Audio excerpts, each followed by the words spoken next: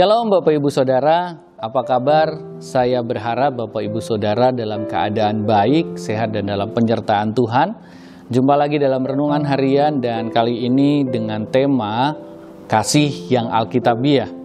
Kita baca 1 Korintus 13 ayat 4, 5, dan 6. Kasih itu sabar, kasih itu murah hati, ia tidak cemburu, ia tidak memegahkan diri dan tidak sombong.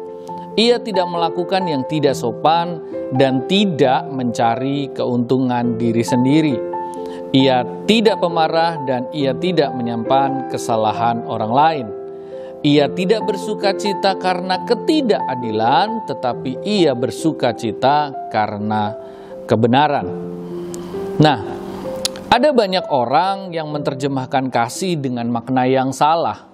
Hal ini biasanya terlihat ketika orang yang dikasihi melakukan kesalahan.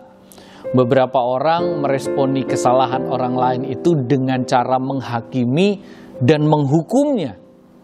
Beberapa orang yang lain karena sungkan, dia membiarkan kesalahan tersebut.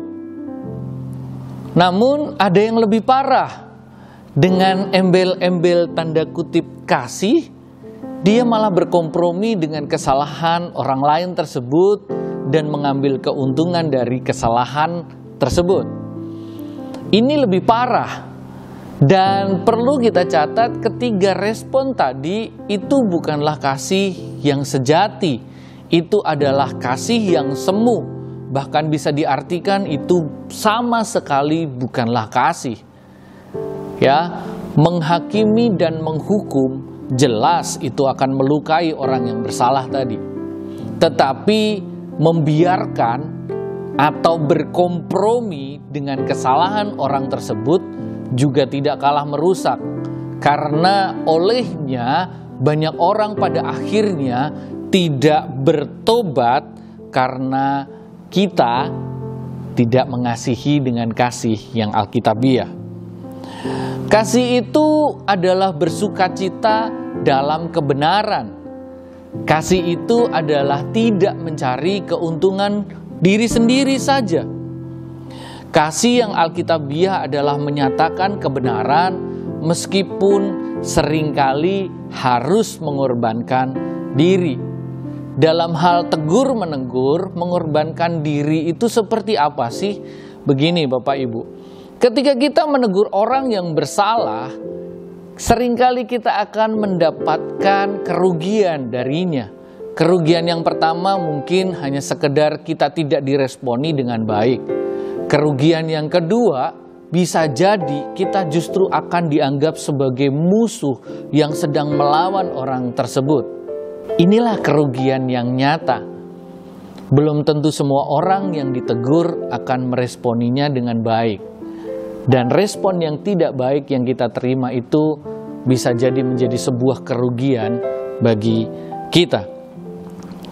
Nah, seandainya kita berkompromi sedikit saja, mungkin kita akan mendapatkan keuntungan dari kesalahan orang lain. Tetapi kasih yang alkitabiah ternyata mengajarkan kasih yang berbeda. Dan inilah yang Yesus kerjakan bagi kita. Untuk menyatakan kebenaran, Yesus hidup benar. Dari sejak lahir sampai pada akhir hidupnya, tidak ditemukan kesalahan dalam hidupnya.